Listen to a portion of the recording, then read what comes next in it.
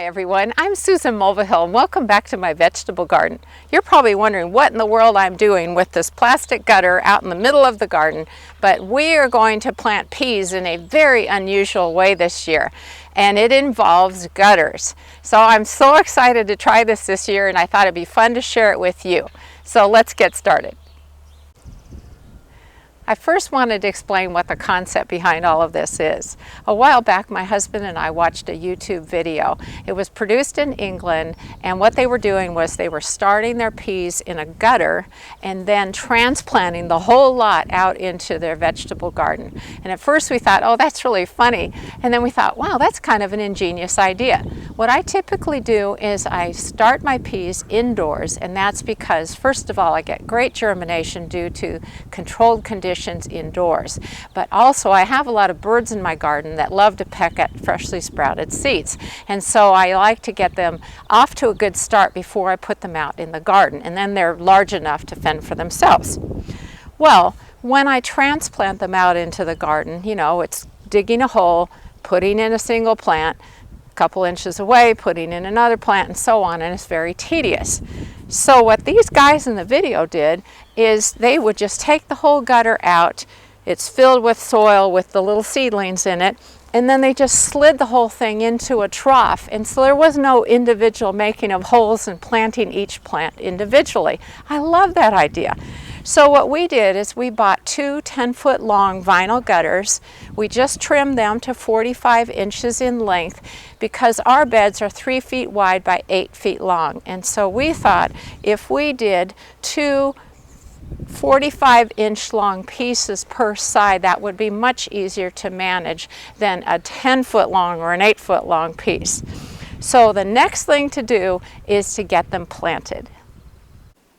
We've got the seeds planted now, but let me show you what we did first. We put a small piece of cardboard in the ends of each piece of gutter along with a paper towel and taped all that in place just to keep the soil from coming out. Then we partially filled each gutter with some organic potting soil. And then, if you can see inside here, we very thickly planted the seeds. So we're doing rows of 3, and the seeds are planted about 1.5 inches to 2 inches apart. The goal is to have this lovely thick stand of peas where the roots are intertwined so that when it's time to plant them in the garden and we push this out, it all comes together as one unit. That's the goal, at least. So remember, we're new at this. The pea that we're planting this year is a shelling variety called Green Arrow. And what I'm going to do now is finish filling in the potting soil and water them in. Okay, I've finished planting the seeds, and I have watered them in well and put a light sprinkling of finely milled sphagnum moss over the top, and that is to prevent damping off, which is a nasty fungus that can kill seedlings. Then we put all 4 gutters in front of our sliding glass doors on top of a plastic tablecloth and some newspapers just to make sure we protect the floor. So now we get to wait for them to germinate.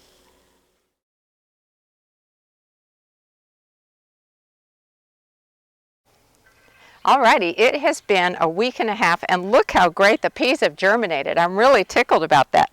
So today is planting day, which is very exciting. Well, this is the moment of truth. You'll recall we have never done this before, and so I was thinking maybe I would be able to shake these guys out from one end, but that I don't think is going to work. So what I'm going to do is take it out in some chunks. I've already made 2 furrows for each row, and I'm just going to reach in here and push out. There's one. They do slide out pretty easily this way, though. There's 2. Lost a pea along the way, but that's okay.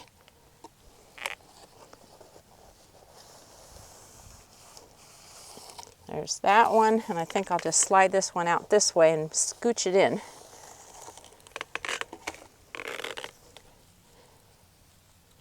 So now that this part of the row is in, what I'm going to do is just gently sort of tuck in my rows of peas with the soil from the sides of the trough.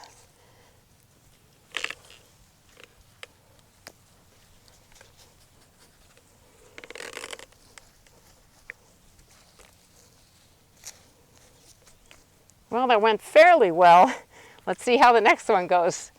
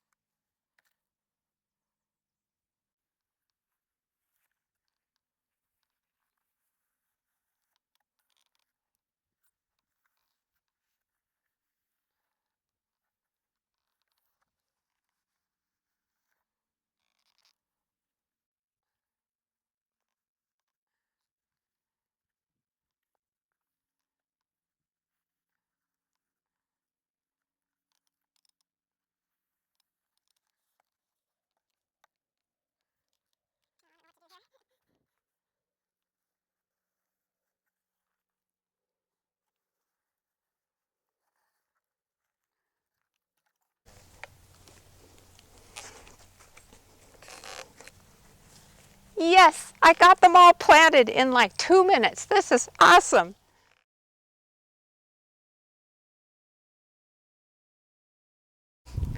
Good morning. Well, yesterday we ran out of daylight. We got the peas planted and then I had to stop. So I didn't want to neglect to talk about something very important, which is the next step, and that is supporting your peas. You know, these are green arrow. They're supposed to grow maybe about 2 feet tall. I realize that's not all that tall, but they do need support.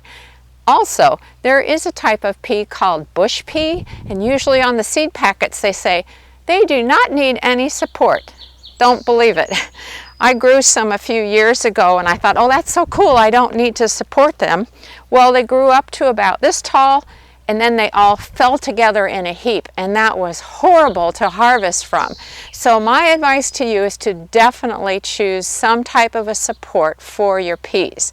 Now you'll recall that this year my goal is to use natural plant supports for everything that needs support in my garden, well, except for my pole beans because I have my really cool arch. But I am going to use branches. Let me show you what I've got and how I'm going to do it. Well, first let me show you what I'm working with.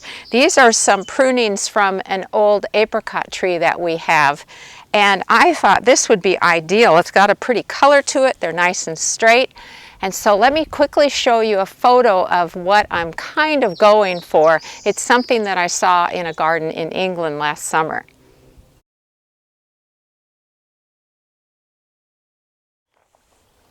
So you can see I've got kind of a crisscross pattern going here because I thought that looked really cool.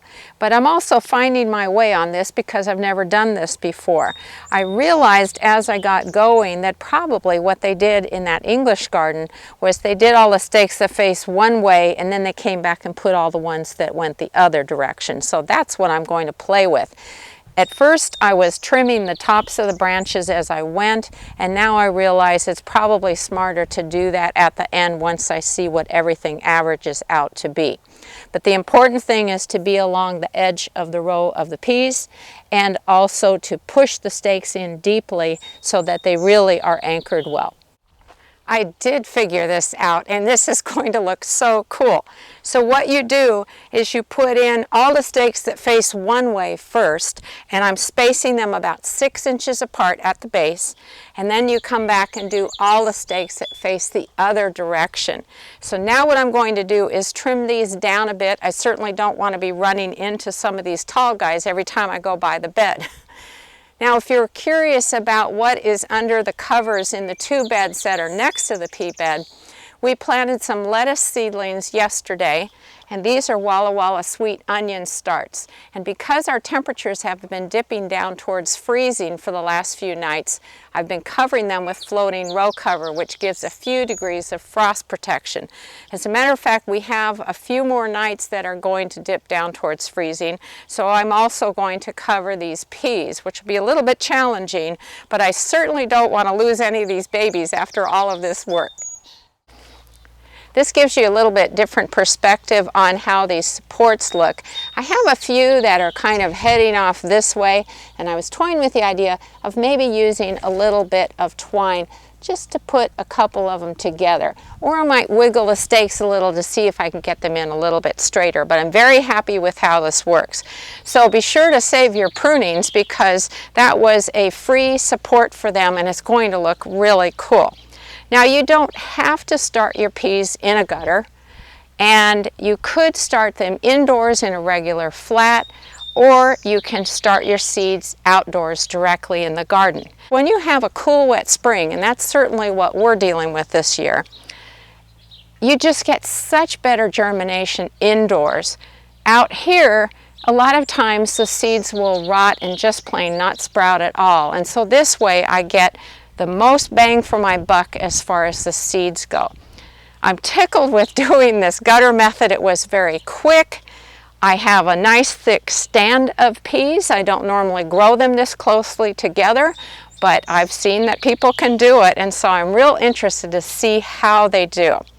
Now I'm going to have more information about this whole method and show you the videos that I originally saw on YouTube that got us to thinking we wanted to do it.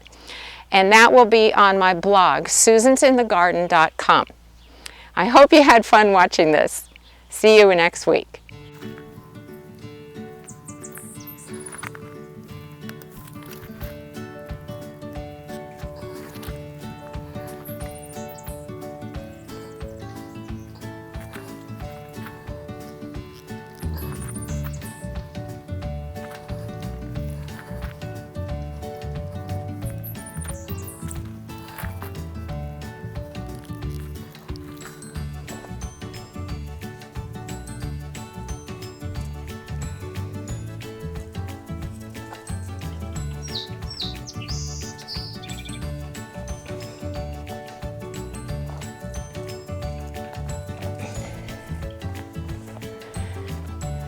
Yes.